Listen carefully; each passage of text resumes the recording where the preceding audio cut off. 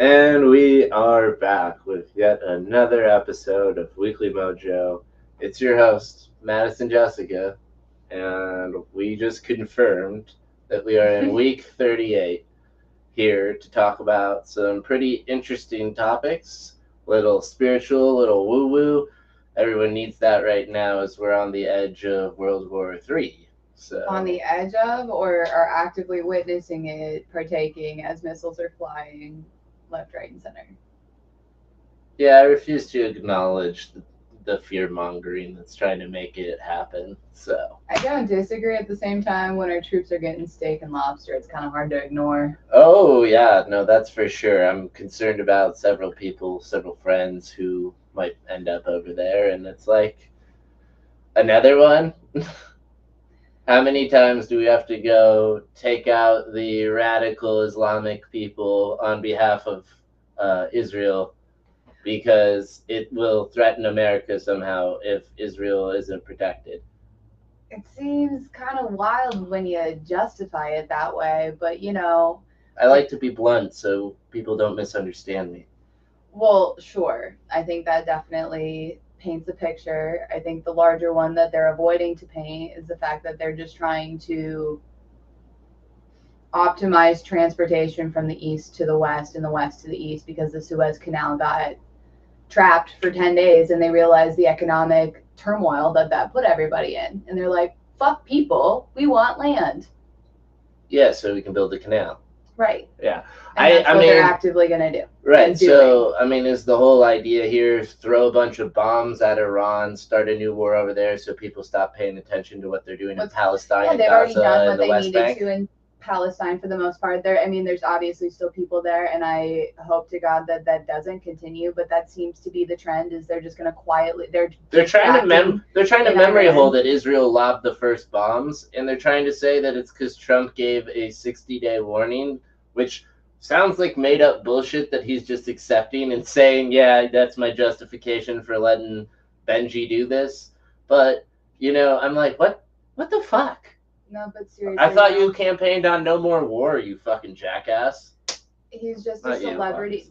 Yeah, I understand that I didn't campaign on this bullshit. But he's just another celebrity psyop in the same way that Reaganomics was not implemented and the ingenuity was not from Reagan's mind. He was a fucking actor that was washed up, couldn't get anywhere. So they're like, you're still attractive. You should be president. And then they like implemented trickle down economics through him, call it Reaganomics, and basically whatever the one world order is, whatever the like larger little body that's wanting to maintain their own authority over everything. It's not one body. It's a bunch of decentralized, It's like big, six deep money families, but pockets. yes, No, I mean, sure. like, they're all competing interests. Like, Yeah. At this point, sure, like, but then there's, like, the Middle Eastern families. There's a lot of competing rich people at this point. all I in know is our rich world. people just see other people having more and want to big dick the next. And I'm just like, So you're saying it's all can you ego. guys, yeah, can we take a fucking page out of Dolly Parton's like book for a half a second? That's a great recommendation. Is the fact that she basically, because we haven't done recommendation corner in a while. Yeah, we haven't done a lot of things. I know it's been a minute. Getting back to the swing of everything. So, have you heard of her like book program? Can we look into it? Let's look into it. Sure. Because I don't know a whole lot of the details, but I know she has a book program where she basically like this woman should be a billionaire and continues to gift all of the things that she doesn't need away to help others, like from buying. Imagination Library. There you go. Imagination Library. About Us. Letter from Dolly. She's got a video, but we'll read it. I'll read it in Dolly's voice. Do it. No, I'm here for it. I You don't already even know. committed. Yeah, but I don't even know her voice. That's the problem. I mean, hi everybody. That sounds like that's Mickey Mouse. Yeah. I don't know how to. Like, I know it's got a little country No to one it, can and I'm like, imitate the yeah. queen better than the queen herself. So but we'll leave it to her. why don't you right? read it? Your voice is much closer. Than mine. I will try my best. Okay, so this is. Hi, everybody. This is Dolly. Before he passed away, my daddy told me that the Imagination Library was probably the most important thing I have ever done. I can't tell you how much that meant to me because I created the Imagination Library as a tribute to my daddy. I don't like that. But understandable. It's Southern. He was the smartest man I have ever known, but I know in my heart that his inability to read probably kept him from fulfilling all of his dreams, which I think is something that you stand on very like strongly. Oh yeah. We just had a conversation about that earlier. Inspiring kids to love to read became my mission in the beginning. My hope was simply to inspire the children in my house or the home country. Home county. There we go, home county. There's letters in there. Home county, but here today with a worldwide program gives a book a month to well over. Yeah, it's a book a month program, and it's like free for 3 million children. That's crazy. Of course, I have not done this alone. The real heroes of our story are the thousands of local organizations who have embraced my dream and made it their own. They raise millions of dollars each year and wake up every day with a passion to make sure that their kids have the opportunity to succeed. It's been a quite a long journey, but we have so much left to do. I would love for the community to join our family, so please take the time to explore our website. Let's share this dream, and all children should grow up in a home full of books. Agreed. First step is always the hardest, but you'll never know unless you try. And goddamn, that's a fucking goddess if I ever know one. Yep. Let me put my reading glasses back on. Right. After I just finished the reading. Right.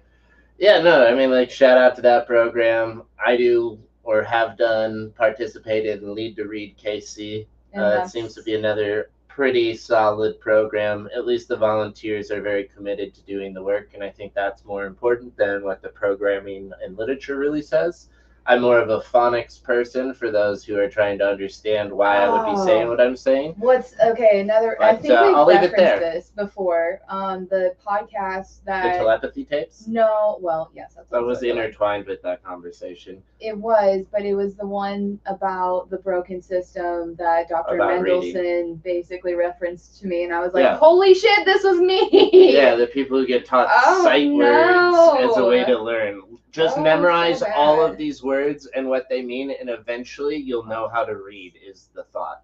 And it's like, no, you literally have to learn to sound out words, learn the relationships of those sounds to what they mean so that you can infer what they mean when you've never seen a word before. It's crazy. So going back to what we were talking about today and you wanting to get back into volunteering for reading with Lead to Read KC, which is such a cool program, the Sold a Story podcast is what I was recommended by Dr. Mendelsohn. He was I'm pretty sure that was on Recommendations Corner at some point, you know. Exactly. That's why I was like, what was that called again? Something. Yeah, back when I actually listened to it and realized that I had dyslexia basically and didn't know how to read until 4th grade. And, you know, that's how probably a third of us operate. And there's nothing wrong with that, but it's how do you help somebody in that moment in time, because it's so crucial. If you don't capture it, it's a spiraling effect, right? Like the snowball effect of not knowing knowledge something. Compounds, and lack of knowledge also compounds. The amount of attention I had to have in class listening to the teacher and just trusting that they knew exactly what they were saying all the time to regurgitate Night and to day. It's wild. I mean, yeah, we have very different learning. I literally tuned out every word that I heard in class, more or less, focused on what I was reading, and just kind of was lost in my own inner world. But going back to and I did fine. Thank God you had the capacity to, like, reading came easy to you. Or, like, it takes time, I think is probably what it is for everything. And there's good reading and there's good reading and bad reading, and it takes a lot of reading in general to build up the muscles to get through bad reading. Hours, kind of like what we were talking about before. Yeah, and fortunately, I started building my 10,000 hours really, really young. Like, because I'm a competitive person, and my school basically had a trivia program where they gave us a list of 120 books and said random trivia questions once a week, 2 teams, winning team gets a pizza party, and all the questions will come from this list of 120 books. So I read all 120 books in the first 2 months of school, and then got kicked out of the game and became the moderator because I was too good at answering the questions. And I did that 2 years in a row both years the program was offered. So You were so proud. yeah, but I imagine I racked up, a good chunk of my 10,000 hours So doing did you that. get to participate in the pizza party? I got the pizza party no matter what. Right, yeah. Yeah. Yeah, makes sense. They're like, if you're gonna put in that effort, like, okay, you gotta like. We got to make it fun for everyone else. They had. It was not, fun for me to get that That's recognition, an though. interesting, like, that's a pretty good use case, and also, yeah, they did a good way of like fixing that for everybody to participate. Still enjoy it for the rest of the school year, not having Ours- me ruin it for them, but also not making me feel bad for what was honestly a pretty impressive accomplishment. Yeah, ours was just AR points, and I was just like, I don't care, I can set my goal low, and then I just started doing book reports, and then I would just read the back of the book and then do like They didn't interesting make us puzzles do from book it. reports? I'm like, I went to fucking. I didn't have to I start doing slid through book that reports cult with till all 6th of grade. the A's, and nobody would have any other idea. Oh my god, seriously. I think part of it is like, yeah, I mean, being forced to write a book report on every single book you read would be miserable. It's No, it was an opportunity so that if I didn't want to take the test on the thing for AR points, because like I wasn't gonna read those chapter giant books for I'm 4 fucking points. I hear you. Yeah, like I'm like taking the test also sounds awful. I'm getting I'm like B averaging, maybe C averaging. I'm like, you know how long it takes me to get through these books? Yeah, well, it doesn't even encourage you to choose your own book because you have to choose a book that can be graded. Points. Oh, and also, no, I was just always looking for the big points. So I started listening to the Harry Potter books on tape. It was such a great, but then I started falling asleep to it. So, and then the grades got progressively worse. And also anyway, the things we do to work around and like make it work. Yeah, I was still absolutely. a shining student and nobody had any fucking clue. Whatever. Yeah. Again, 2 completely different approaches. For sure. But getting back to the soul of the story, the education system's fucked from the beginning. So like if you're not paying attention and able to take on for yourself, you're just going to continue to get fucked by the system. Sure, but it also trained you to have a lot more strengths in the area of listening and reading and body language and all of those things because you had to be paying attention more. And I think that's also growing up with narcissistic parents who will do that. But like, yes, I think all of the heightened advantages around that situation, I was able to lean into and yeah, and I'm a terrible listener at times. Being present's a challenge for me. I'm very easily succumb to my inner thoughts, but especially when I'm not tuned into a conversation with someone else. Crazy how much you are in your head for like how much men are supposed to be like, grounded and women are supposed to be like up in the clouds. Yeah, but we know how that's tied to my like foundational childhood trauma, which is not even that really big a deal, but like I had those crazy timeouts when I was younger where I was in isolation and I developed my inner voice. Yeah. Yeah.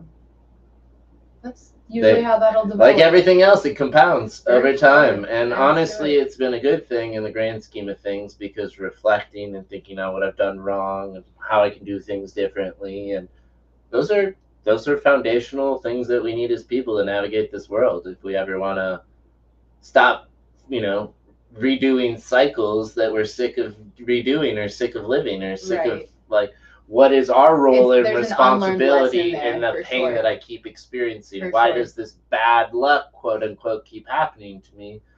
And what am I doing that's contributing to that? How can I remove myself from that loop? Is there a different perspective? Where is the out? Where is the loophole? And where's the learned lesson?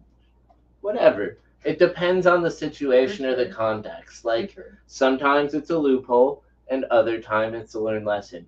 But that's for your inner voice to figure out through reflection. Yeah. And also, inner thoughts aren't necessarily always ours. It could be projections from other people that we have cycling through our brain that we have to work through for ourselves. You know what I mean? Mm-hmm. Just taking the words that you want to and dumping the rest.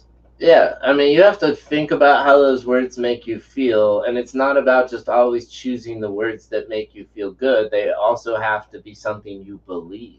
Like, you have to Sure. believe it such that you know it to be true. You can't force yourself to believe something you know to be false. You can Right. choose to try to mask and present it that way, and lots of people are really good at that. But at the end of the day, it eats them out from the inside. Not wrong. For sure. Now, this is a whole bunch of esoteric What? wisdom, so it feels like a great I segue know. Should we into get our into this conversation for the week. transcendental sister? We've got Yes. a trio coming up, so stay tuned for a part 2 and part 3. We're at least locked into that at this point in time. Um, they're a cool. Okay, interesting. So I wanted The to origin. Okay, give it to me, Lucy. before we get into this, I thought Acknowledge. yes, okay, that would be Wine and Crime, where three best friends. Oh, sorry, two best friends. That's Thank you. wild. That's my little inside joke. Oh, to be a fly on that wall to hear the I juice want to and how know. it You went guys have to down. You resolve have to this. share. It's killing us not to know, but I'm You sure can't there's just NDAs like involved. ice them out and just never talk about it again. And like, You if heard it your is an sister, NDA, fuck, that's so stupid. Even Brianna Chicken Fry had the balls not to sign one of those. Oh my god. I mean, respect to not slandering any other parties, but I need the facts, man. I need the I need the whys. Just give me the arbitration outline, the ones the lawyers like write up that's basically neutral. That's good enough for me. LOL. I think the nicest thing that anyone could say about the situation is, well, for the Wine and Crime listeners anyway, Olivia goes, I don't know if you would have told me that the other one isn't there anymore, that I would have known. Like, it just kind of flows really without missing a beat. And they do a great job over there. Oh my God, I can't. I want to listen to all of their extra stuff because they've got deep dives and a mansplaining and all of these other like Amanda mansplain stuff. yes, yeah, it's so good, right? Yeah, that's good wordplay. Oh. Amanda's the pretty much only one I respect on that show, just for clarity. I confuse Lucy and Kenyon, so I don't know which one's not on the show anymore. I think it's Kenyon. You're right. So that's why I called you Lucy. Lucy's the one that had the cool things at Kansas City Expedition. Or like the Oddities Festival in yeah, she's the one who does the background. Yeah, every time I forget. And then so, like, you know her. The one in South Africa. Or they whatever. just sound very similar. Yeah, she used to be. And they like look really similar or whatever. They compared to Amanda, who's her own person by comparison. For sure. So anyway, that's the only way. Not to the only way I can describe it, you know. But yeah, I don't think that's an uncommon thing, and that's probably where the three diverged to two. Yeah, they were like sick there of can being only be assumed. One. That's wild. It was a Highlander oh my scenario. God, please let me know in my DMs. I DM you guys all the time. We're gonna get hit with a cease and desist for just all this speculation in the first place. Literally, I'm just like, who the fuck are we? We get like what, 3 watchers on this? I just kept hearing sounds though. I was like, oh no, okay, that's not us. Okay, good. I can give you a little bit of backstory on that. There's some drama going on in this DAO. I was invited to more join. Drama? Oh, unresolved, ongoing drama. Involving. Do we want this tea? Should we be giving this tea? Well, I think it's really important that it does live somewhere, since it doesn't. But Mary doesn't have the best reputation with the businesses and business operations she's engaged with around Kansas City. But unfortunately for DAO members around the world, that information isn't logged on chain. So her reputation on chain is pretty pristine and wonderful, but her reputation off chain is a legacy of toxic business destruction. It's why you can't trust everything you see on the internet, honestly. Right. And I have to put alleged over all of this because Mary's allegedly very litigious.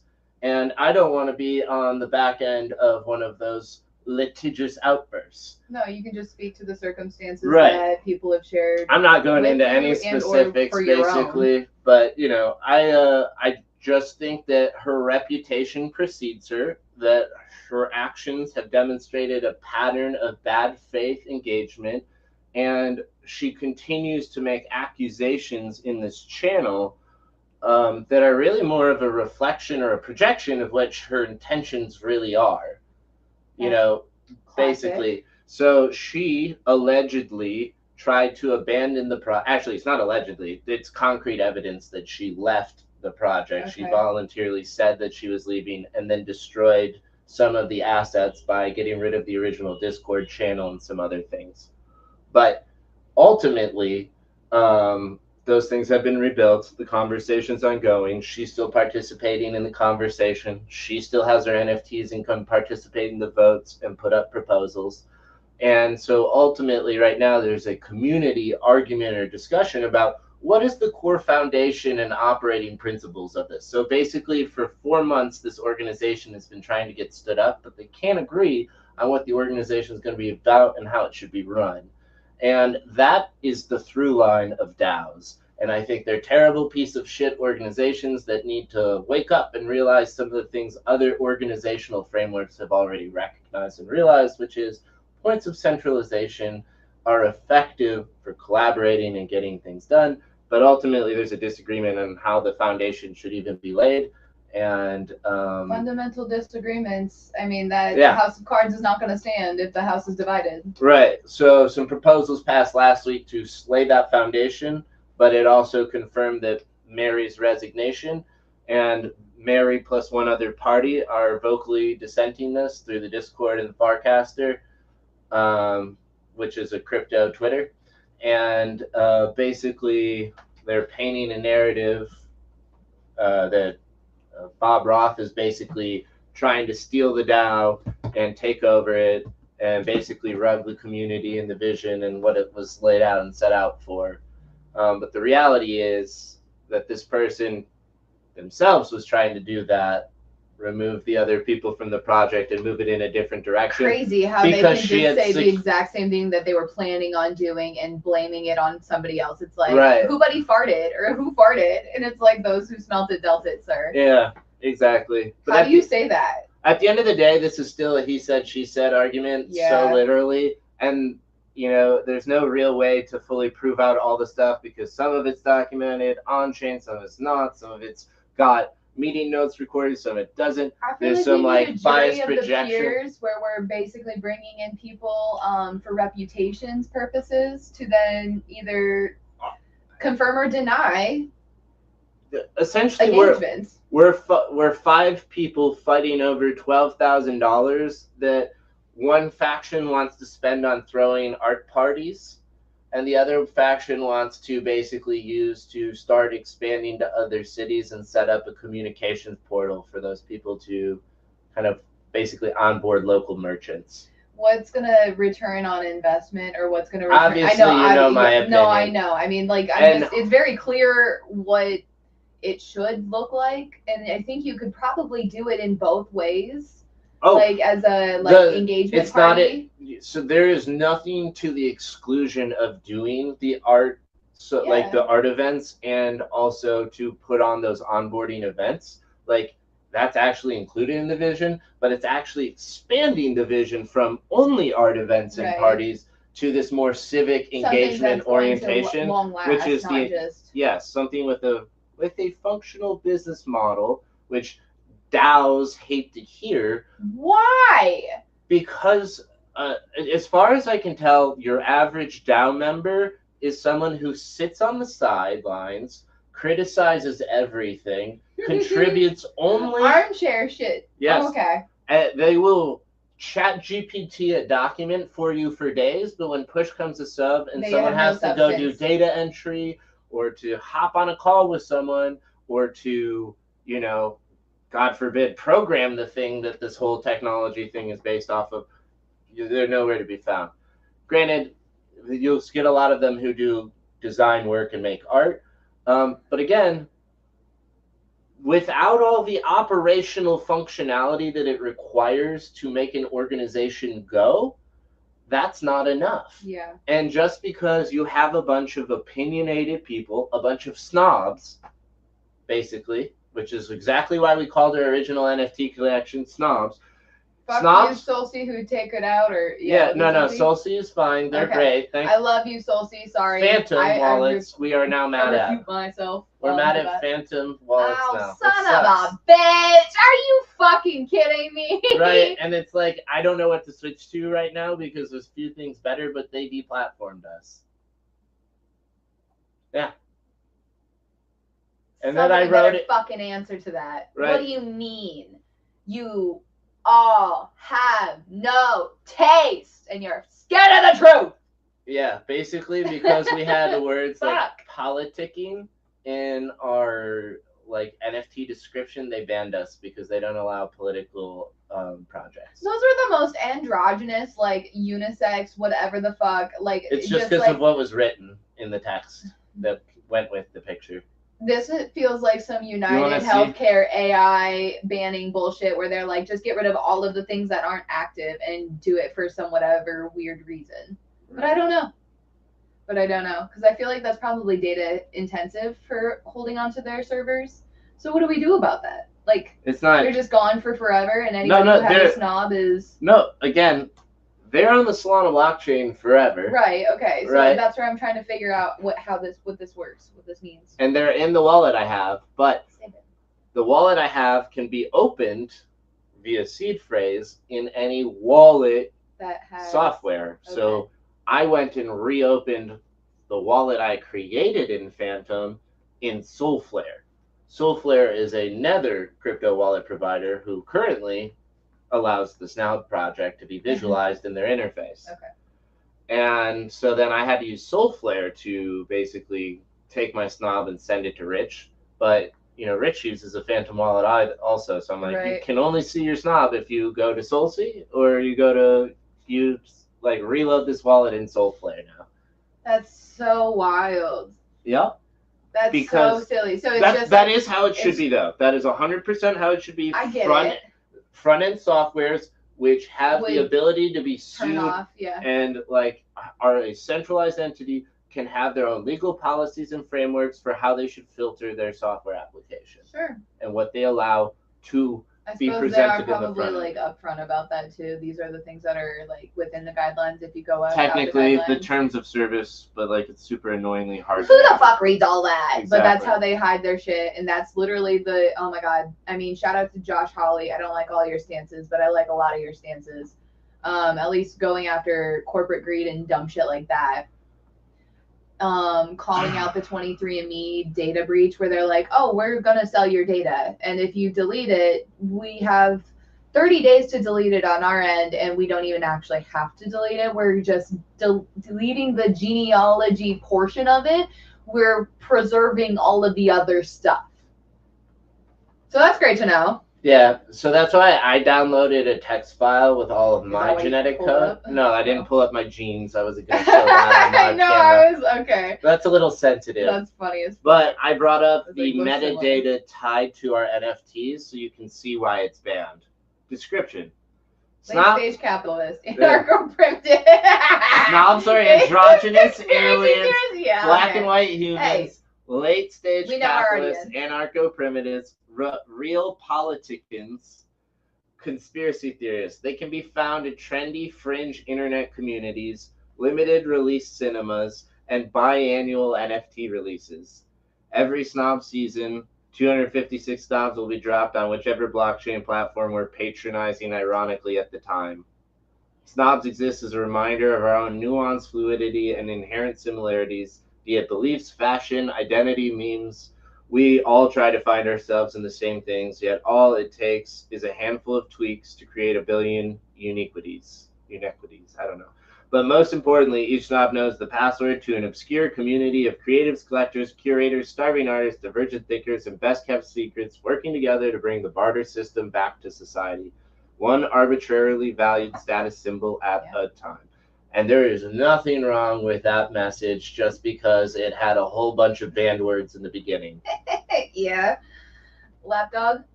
I don't disagree, but we are a hot take and a half. That's for fucking sure. Yeah. I mean, but what do you disagree with that belief? Obviously, you and I are in alignment, but to our listeners out there, all two of them. Okay. All right, so we're getting into the history of this, Lucy, transcendentalism. Yeah, I'll keep it brief since we want to tell the story, obviously. We haven't even talked about our bad bitch yet. Yeah. Emma Coons, by the way. We should say her name a few We times. Give her should. some Vibe highlights, some cred. Exactly. All right, so transcendental blah, blah, blah, was a 19th century philosophical and social movement that emphasized individual intuition and self reliance, rejecting traditional authority and emphasizing the inherent goodness of both people and nature. Huh. It was a form of American Romanticism that promoted a unique American identity through literature and philosophy. It doesn't say this, but it sounds like it's a natural outgrowth of the Americans. Spiritualism. Yeah, which was a part of Manifest Destiny, Uh-huh. which is the controversial justification for our push west It and was the conquering of science Native before Americans. science. So shut the fuck up. It was Nah, literally like, I mean, and There's like the killing of the Native Americans and the way we took their land is oh, that's not arguably cool. it is also wrapped up in that discussion. Boy. So that's why there's a lot of rightful backlash against the phrase Manifest Destiny, because the ideology behind it they was white co-opted it. Christian what's it called? Colonialism. Evangelism. Okay, gotcha. When you go out and you proselytize and try to convert people, Yeah. and also conquer and colonize them, yeah. Right. So that's kind of what happened, and that's also like the start of putting Native Americans and Native peoples into those schools where we changed their identities and all that. Or shit. just flat out murdered them. all, by the, all like, of the above. thousands. All the But, things, and tested on them. I mean, it's kind of disgusting, our history on how we treat humans, and yet we just think that we're still in the right. yeah. Funny how that works. Well, it's. I mean, the pattern to me, as someone who's trying to be an abstract observer, is that the vast majority of the movement is actually rooted in something benign and harmless and actually positive, which is spiritual foundation, which is actually mental This health. movement. Here. Yeah, this Yeah, and yeah. also Manifest Destiny and a Sure, lot of these absolutely. other things that we're experiencing today that are akin to it, because we're in a spiritual awakening of sorts as well, right? That's where all this discussion of good versus evil is coming from in the public discourse. The telepathy tapes and the ability to like communicate outside of just verbally. Yes, science and materialism is finally catching up to The spiritualism that everybody knew of and can speak to, but I think we've lost a lot of the connection to that spirit and universe to date. And I think religion historically has really hollowed out a lot of that spiritualism and the connection by saying you have to be here with me and listening to me in order for that to work. And what you're talking about is the tradition and authority that is the burden that religions put on the spiritual nature of their elements. In some capacities. I think it's just trying to capitalize on making For those who human interest gain basically on something that is not like widely known or like you have to come into, because spirituality you have to come into stuff like this, you know. But Jesus says it, right? Those with eyes to see and ears to hear will let them hear. Yeah. And they can't hide that from the text. Those who can read between the lines and know deeper than the surface value meaning of what they're talking about can still get the value out of the book, even though it's been engineered over the last to high hell for the so last that they can cherry pick phrases like 2,000 years. We need to protect Israel. Blessed are the people who protect Israel. Jesus. You know, and not to say that that phrase is incorrect, but there's other interpretations that are talking about the inner nature of self and the peace and tranquility that you can find, and that being Israel. Right. And that interpretation is never in the mainstream dialogue, and we never connect the relationship of spirituality to mental health, other than to call someone crazy when they are in quote-unquote spiritual psychosis. And it's very annoying and frustrating because the relationship between spirituality and mental health is just clear. It's just transparent to me. Like, because it's about in your own alignment, your body is going to dissociate from your mind because it's not in its own like connected truth. Shadow work and working with a therapist are the same fucking thing. Sure. One is an inner monologue where you are trying to dissect what voice is meaningful and helpful versus, like you were saying earlier, what are these voices that are still in my head that are echoes of someone else that I'm telling myself that are holding me back. For sure. And sometimes it's a therapist externally who's helping you navigate those conversations. And in theory, that was the purpose of confession in the Catholic Church. But obviously, we've perverted that to just expressing guilt and, some amount of not trusting the person who has now received the weaponized guilt to not take action on it in some way, which, people of the cloth seemingly don't really regularly do. But I feel like in, the dramatization of the political nature of things like that, it might very well be happening at the upper echelons of the church and between the priests themselves, because we know they have a long history of suppressing the truth and information, which is very unholy.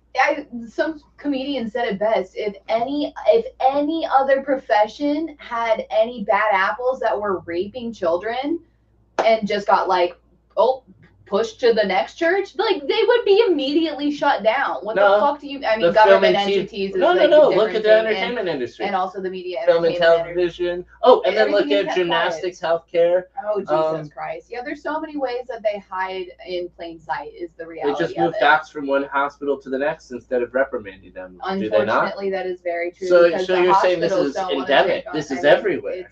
There's a lot going on. I get back to, hey, but before we exit off of this point, the point about Israel being the protected nation, I'm like, we're also all created in God's image. So you can't simultaneously say you're the chosen people in that context and then also take human life with no question, thought, moral compass associated to it. There's just no place that you can stand on that doesn't mean religious tolerance is really important, but I don't have tolerance for theologies that preach supremacy, right, and us versus them supremacy. I think that is a dangerous ideology, and I believe that's exactly what Christ preached, which is all people are chosen. And for some reason, the emphasis we place on the Old Testament really obscures and conflates that message from being kind of conveyed. And that's the real message of Christ, is not to love God and love others. That all people are chosen by God to be loved and live in his image. Absolutely. Not just his chosen people. The idea that there is a chosen people. Everybody's a chosen people. We're all connected to God. Yes. And that is the fundamental schism, in my opinion, between the New Testament and the Old Testament, and people who put so much emphasis, support, weight. I'm like, the Old Testament is purely just support for the New Testament. It is not something that we're supposed to say is law that binds us, is anything that we're supposed to live by. It's context for understanding what motivated Jesus to take down that system, because his voice was against what it was doing, against what it was perpetrating. Probably why some choose not to acknowledge the New Testament at all, and why the Old Testament is, they're like, well, none of anything you're saying, it doesn't matter. But it's also well, God still created everybody in their image in Genesis. So if you're still refuting that, then you're a dumb fuck. Right. It's basically that. And you might be listening to a false god if someone's whispering and nurturing your ego, if he's telling you that you're the chosen one. You're the only one. Right. And we're all fucking special snowflakes. Figure out what you're actually special at and stop fucking telling yourself. I don't know. And share it with the world. Let us all be blessed by your unique amazingness. Throwing shit slander at other people because you've got nothing else going on in your life just speaks volumes. Your identity can't be based on being a victim. True. It is unhelpful and it's toxic to everyone else. It can. It's just not going to help you long term. Everybody has a choice to be the victim or the survivor in the situation, and if you want to see yourself as the victim, you can. But just to edge this conversation a little bit further, it's interesting, the books of the Bible that have been banned versus the ones that remain, because all the ones that are generally banned from the New Testament have to do with spiritual gnosis and connection to the inner self, as opposed to stories of miracles that were performed. Yeah. And interesting.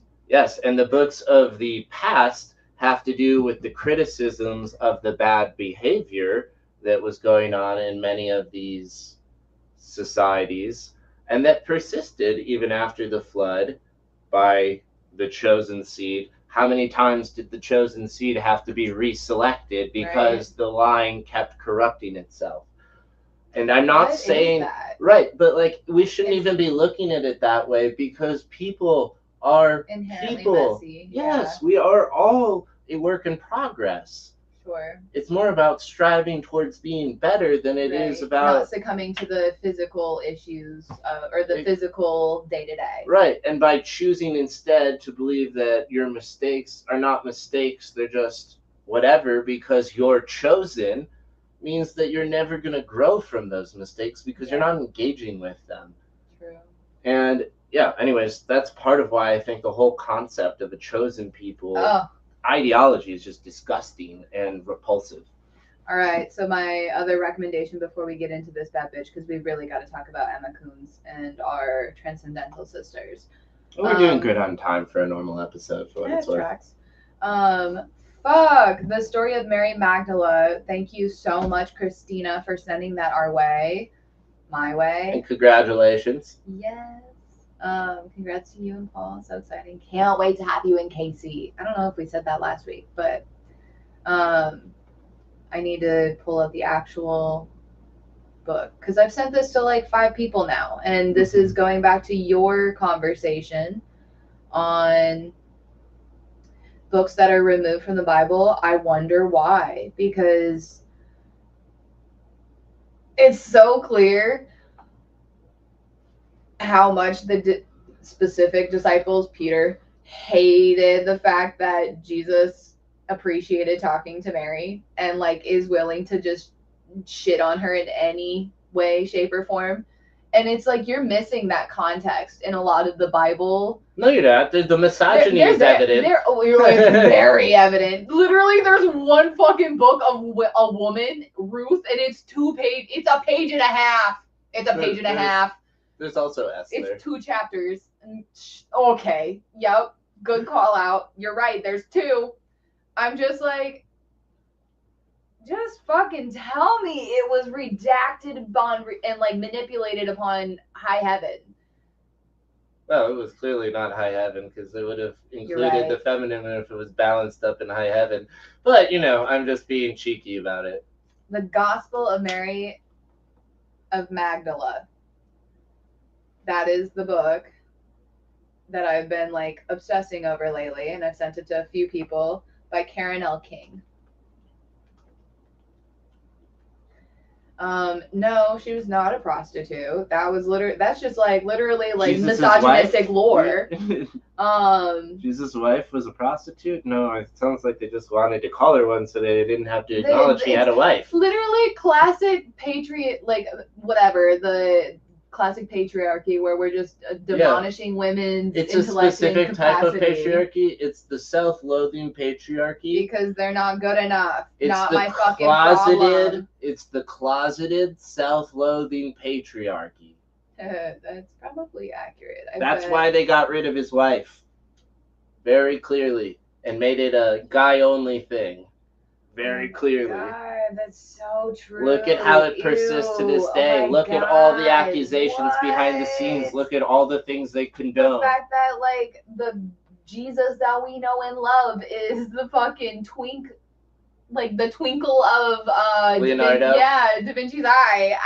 Yeah, because Leonardo's boyfriend is the guy he depicted as Jesus. Right. It's our representation of Jesus in most vicinities is a twink. It just sounds like Jesus was a handsome man that gay men desired and then ultimately took over the cult with. He was an object just like us all. Not beautiful creatures. Not the proud gay men that, you know, deserve to be themselves and are owning that authentically. That's not who I'm talking about. Right. It's the ones that are so uncomfortable with their inner self that they projected onto their uncomfortability onto others. We like to just find yourself. We like to speculate the Mike Pences of the world. We do. Yes, we do. Those JD dancing queens speak loudly. Yes. Especially when we know your favorite color is teal. You might not wave a rainbow flag, but you wave the teal flag, and that's the same thing in my book. Yikes. We are just getting into it. I love And, it. yeah, no, I mean, but also like Palantir, and everyone, please, that was a joke. I respect you more than Sama for what it's worth. If we're gonna live in a terrifying oligarchical techno-fascist state. Some fucking senator sitting on like Homeland Security basically put, I don't know, a fuck ton of money into Palantir right 30 days before this whole announcement. Right, and that's why I really want to buy the Andurils IPO, by the way. That's why I put that note in for us. So Yeah. we got to find a way to do that during the either post 60 day or initial release. Good to know. But basically, when is that? The guy who created Oculus that Okay. sold to Meta created these crazy drone robot missile systems and stuff. Anyways, obviously, I hate warmongering and all of that, but I guess it continues to be but my concern is not having money in a system that's run by these people, because you need money to fight back also. They say the best time for economics is during war, and I'm Yeah, like, what and- the fucking gross ass shit is that? Yeah, Ew. right. And like, while I'm compartmentalizing my disgust, because at the same time, it will continually be harvested to be used by bad people. And yeah, I don't really know. Like, that's kind of hard to say. Okay. But in terms of it being a moneymaker, I believe that's true. I'm just like, Good to know. Hey, after all of this, if Colorado Kool-Aid, our sponsor Coors, would like to actually sponsor us, happily would oblige. I'm just sitting here. yeah, I mean, I like when my mountains are blue. So I tend to love tend that to bounce. Rocky Mountain High too. Yeah, I tend to bounce between Coors Light and Miller Light, but these days I stay Cali sober. To your point, so Funny. All right, should we get into this bad bitch of history? yes, Emma Coons, a dialogue on the transcendental artist. Do you want to be Dr. Sarah Chen or Marcus Weber? I want to be Marcus. All right, you're Marcus, a Swiss cultural historian and Emma Coons researcher, and I will be a contemporary art curator, skeptical of mystical claims. Oh, interesting. Marcus, I have to be honest. I've been avoiding the Emma Coons exhibition proposal on my desk for weeks. Every time someone pitches me visionary or transcendental art, I cringe a little. Help me understand why this isn't just New Age nonsense dressed up as art history. What in the Gen X trying to be Gen Z bullshit is this? Fair enough, Sarah. Though I'd argue you're already starting with the wrong framework. Forget the mystical labels for a moment. What if I told you about a woman who developed a completely unique systematic drawing method that produced mathematically precise geometric patterns decades before computer-generated art? That's so fucking cool! Now that's more interesting. But didn't she claim to be channeling cosmic forces or something? That's where you lose me. Listen, they all gotta have their thing to tap into. She did, but here's what's fascinating. I spent years studying her technique, and there's definitely a learnable system at work. She used pendulums. Oh, of course. Oh, yeah. Oh, I love these videos on Facebook where it's in the paint can, and yep, they swing. So cool. So she used pendulums, and she also had an incredible understanding of proportional relationships, symmetry, and mathematical principles that she somehow acquired without formal training. It's crazy what the scientific method of observation and iteration does. Yeah, it's literally that, observation and iteration. Cheat. Or maybe the system is just our pattern-seeking brains finding order where there isn't any. I mean, if you make enough marks on paper, some will look organized by chance. This is so you. I chose the right person. I thought that too until I started analyzing the work systematically. These aren't random marks, Sarah. Some drawings contain up to 50,000 individual pen strokes, all contributing to perfectly balanced compositions. The mathematically precise rivals MC Escher. I love MC Escher! Oh, I did one of our other bad bitches that we're going to cover here soon. She's basically the inspiration for the Indiana Jones, the 17-year-old bad bitch. I believe Anna Higgins was The Crystal Skull fighter? Yeah, the Crystal Skull. And so the MC Escher, he has this really cool fucking photo of him holding a ball that's like it obviously then has his image of him holding the ball as an image. It's anyway, the Imageception thing. So beautiful, and I tried to recreate that for that bad bitch's piece, Anna Higgins. Anyway, we can't look at it on our website because it's down for the moment, but it will be back soon. Yes. We don't really know why, but we're seeking clarity on that. For sure. All this being said, that's so crazy. The mathematical precisions rivals MC Escher, but with a completely different aesthetic and aesthetic vocabulary. Oh, so well said. Okay, but let's talk about context.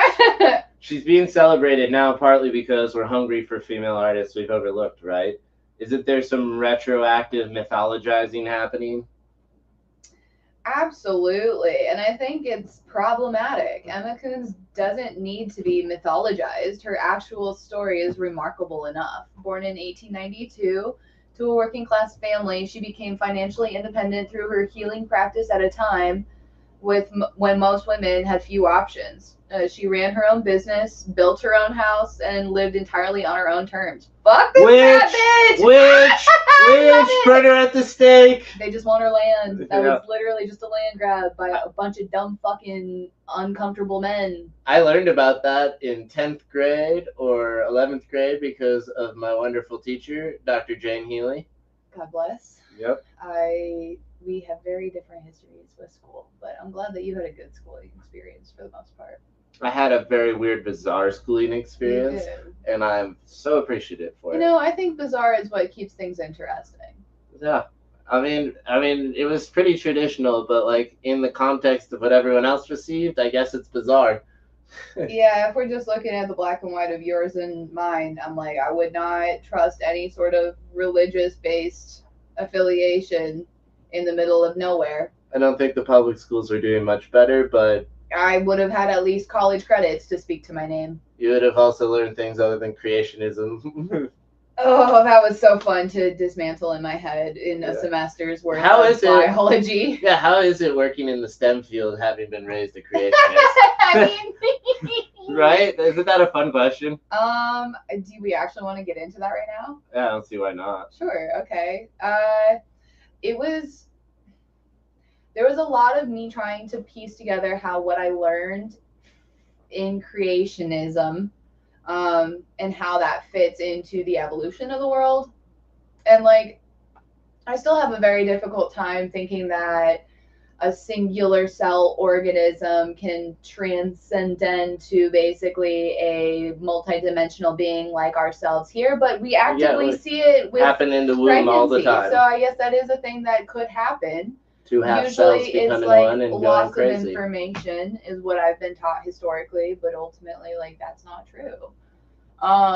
No, mutations happen. I think I came full circle on that just then and there. Sure, but mutations do happen. The game of telephone is long, and so that's what happens along the game. And I think there's a chicken and the egg situation where there is a higher being, spiritual, like, connection that put us all here for whatever purpose, whether that was their like little experiment because we all love having pets, or if it's, I don't know, really, truly. I have an idea.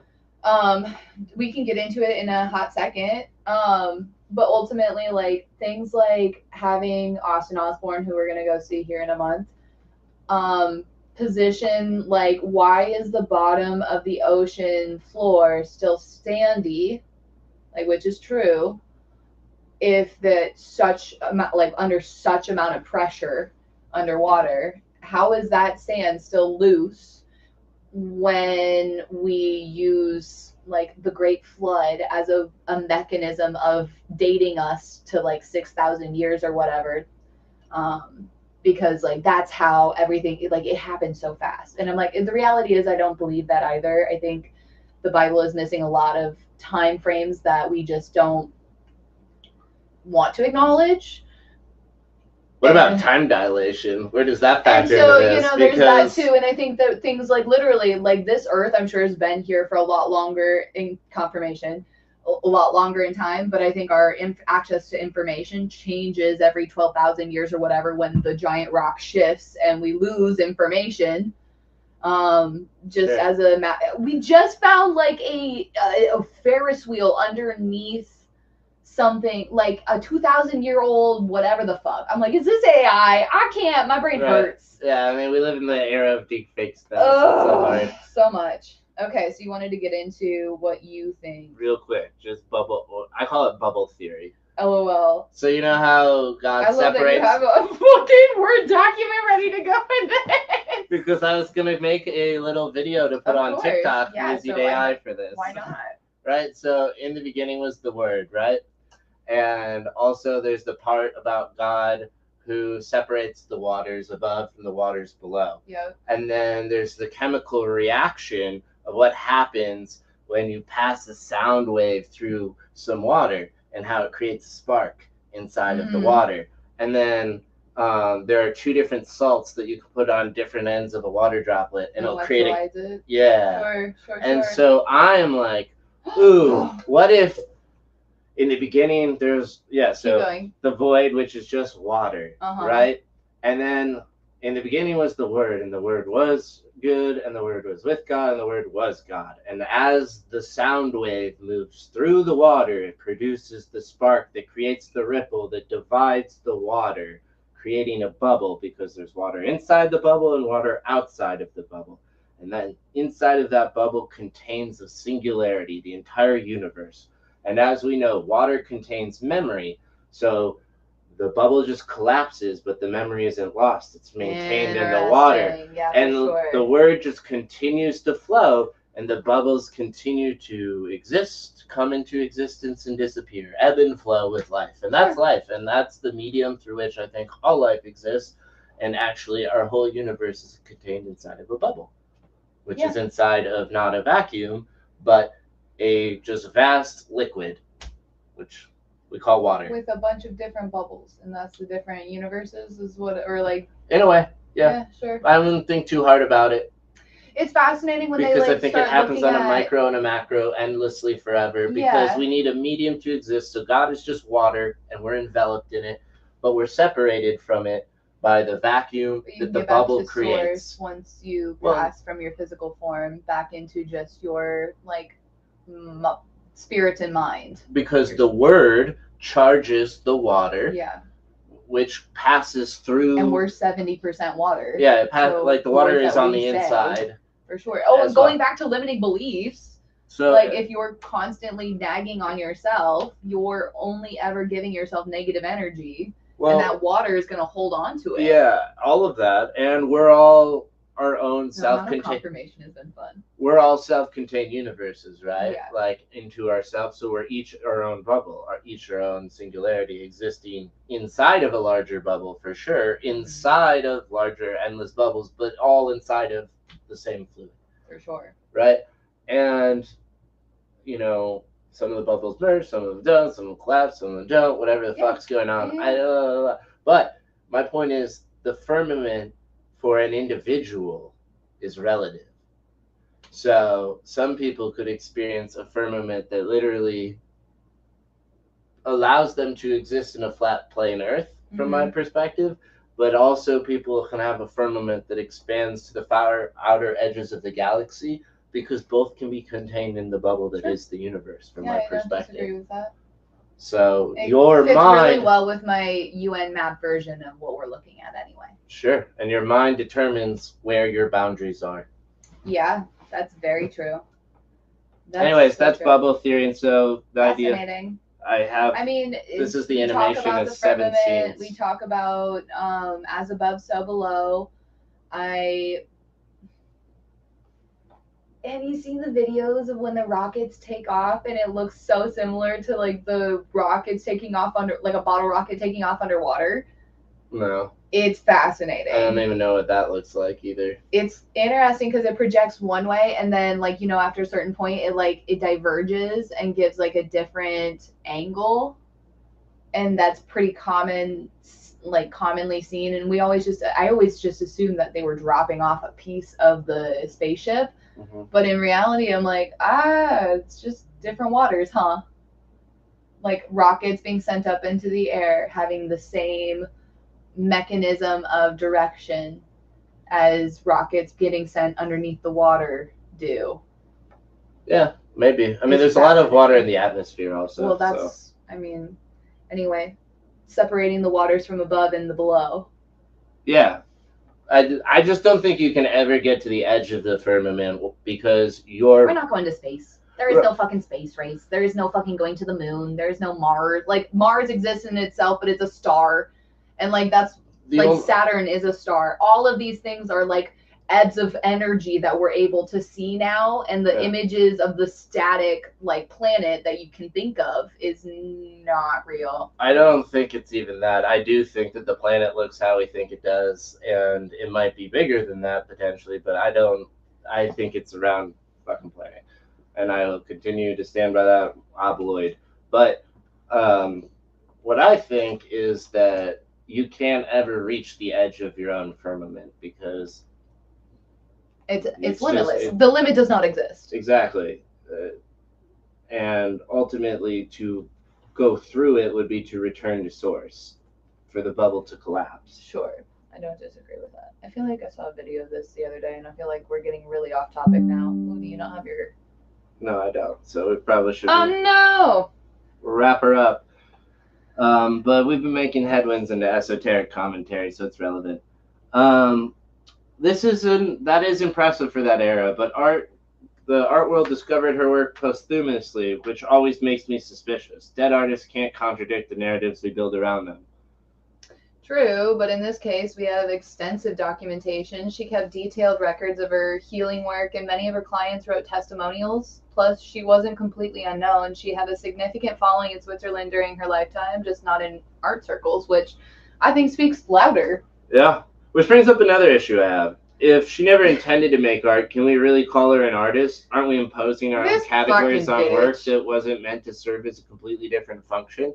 That's actually why I found her so compelling. Is Sarah? She challenges our whole institutional definition of art. When Harold Seisman included, Seisman included her in Documenta 5. He wasn't just showing her work; he was asking fundamental questions about what art is and who gets to decide. Seisman was brilliant, but he also had a tendency to romanticize outside figures. Didn't he sometimes oversell the mystical aspects? He did, and that's created problems for serious engagement with her work. The art market loves the visionary hermit narrative, and it sells well, but it obscures the fact that Emma was actually quite pragmatic and businesslike about her healing practice. Yeah, she was an entrepreneur. Her art was just a side thing. Maybe a part of it, but it was to process through however like her work was. I get it. Yeah. So how do we separate the work from the mythology? Because honestly, some of these drawings are visually stunning, regardless of how they were made. God, I hope you have enough battery life to see it. Exactly. Look at them as pure visual phenomena. The complexity, the precision, the way that they seem to vibrate with energy. These are objective aesthetic qualities. Whether she was channeling the cosmos or just an incredible intuitive grasp of visual dynamics doesn't change what's on the paper. But it does affect how we contextualize the work historically. If we're going to show her alongside other geometric abstractionists, we need to be clear about the differences in intent and method. I agree, though I'd argue that differences make the comparison more interesting, not less. Think about Mondrian's spiritual beliefs and Kandinsky's synesthesia. Synesthesia, damn, that's a word. Or Agnes Martin's mystical experiences. Abstract art has always had this transcendental dimension. True, but those artists were part of ongoing dialogues with other artists and movements. Emma was working in isolation without any kind of feedback or development. Was she though? She traveled, she read extensively, and she had visitors from across Europe. Her later works show clear evolution and development, and I think she underestimated, or I think we underestimate how connected she was to the broader cultural currents. That's interesting. What kind of evolution do you see? The early works from the 1930s are more tentative, smaller scale. By the 1950s, she was working on these massive sheets. The compositions are incredibly sophisticated, and she's developed this complex color coding system using different colored pencils for different types of energy of information. God, that's so fucking cool. Color coding suggests systematic thinking, not just intuitive channeling. Exactly. And that's something most people don't know, is she actually gave lectures about her methods. There are recorded talks where she explains her theories about energy patterns and healing. She was trying to systematize and teach her approach. So she saw herself as developing a kind of alternative science? I think so. She called her drawings research work and talked about them as documentation of energy fields and cosmic principles. Whether or not you believe in that framework, she was clearly engaged in the systematic investigation of some kind. But how do we exhibit her work responsibly? I don't want to either dismiss the spiritual aspects or endorse pseudoscience. That's the challenge, isn't it? I think it's the key is presenting multiple viewpoints. She show the work's formal qualities, discuss the historical context, and explain her methods and beliefs, but also include the contemporary scientific perspectives on things like pattern recognition and the psychology of geometric forms. And acknowledge. See, it's just that easy. Right? It's just spooky action. It's Totally. just quantum theory. Thank you, Mill of Americ, because I won't say the other one's name. Yeah. And acknowledge that people can appreciate the work for different reasons. Some might love the visual complexity while being completely skeptical of the healing claims. Right? Though I caution against being too dismissive of the healing aspects. There's growing research on art therapy, the psychological effects of geometric patterns, even though the neurological basis of aesthetic experience. That's a sentence. LOL. Emma might have been onto something, even if her explanations don't match current scientific models. Fair point, but I still worry about the art world's tendency to exoticize figures like this Emma. Fucking Sarah is a character. Almost colonial. I mean, like, I would. You are Sarah. No, I would not be going still. Like, I would be like, oh, tell me more at this point. Yeah. There's something almost colonial about how we collect and display outsiders' artists. It's a crucial terrible critique. description. I don't know.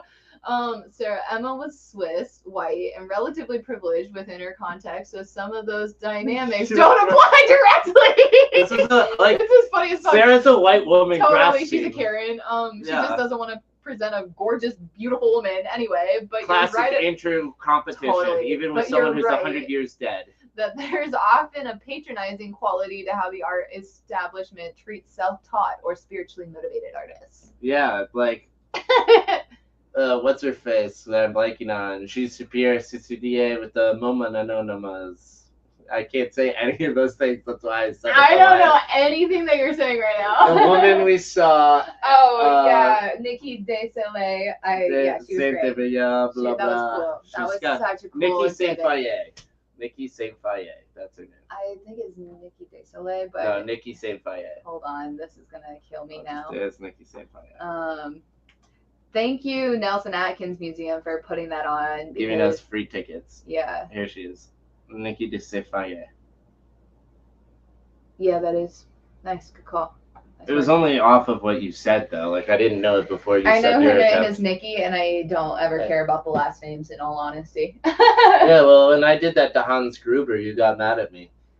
Well, because you only put the gubs... Oh, yeah. Well, anyway. We all live in our own hypocrisy sometimes. Okay, what the fuck? Is it you or me? It's like they're interesting specimens rather than serious practitioners with their own valid approaches to making meaning through images.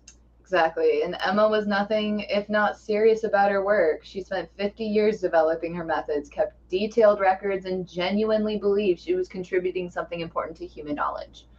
Which brings us back to the fundamental question. Can you separate the work from the belief system that generated it?